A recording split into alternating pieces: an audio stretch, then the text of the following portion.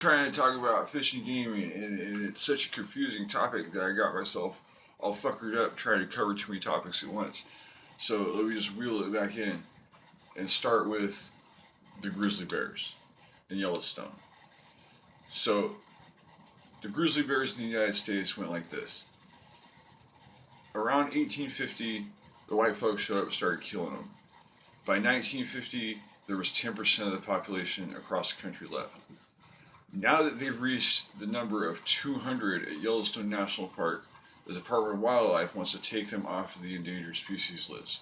And the only reason the Department of Wildlife could want to do that is so that they could sell hunting license eventually. And I just think, how fucked up of a mentality do you have to be in to kill off all of something so that you can sell it back at a higher rate basically on the hunting licenses?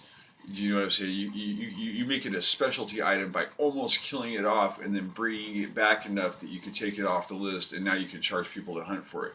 You know what I mean? And the problem with that whole grizzly bear thing is that the grizzly bears were under the care of the indigenous peoples of the United States for 10,000 years, and they didn't manage to kill off 90% of them. You know, what the fuck is the white people's problem? And why aren't they letting the existing tribes right now have a say-so in whether or not that bear gets taken off or left on? I think that when you start seeing grizzly bears back in Texas, which has been a long time since anyone's seen a grizzly bear in Texas, even though that's supposed to be, you know, I mean, a pretty particular, you know, it has to do with Texas history, but at the same time, you know what I mean? You're not seeing them down there, and so I think the fact that there's none there when there used to be even one there is a reason not to take it off of the endangered list. I don't know, but I just think that the Department of Wildlife has a really peculiar task. It seems I don't know what their purpose is. It seems like that they're just sitting there trying to get money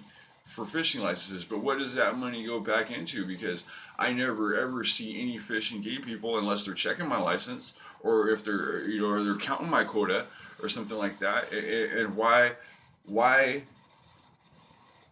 have the quota? You know, what justifies their say so in the quota when when ultimately their only goal is to say whether or not they can sell salmon tags or whether they can sell bear hunting tags. Like how does that factor into their function as Americans? Like, what is the Department of Wildlife helping? Who are they helping besides this isolated group of elite hunters and fishermen? And what business do they have saying anything about salmon or grizzly bears, especially in Yellowstone for that matter? That's what I'm really trying to get at.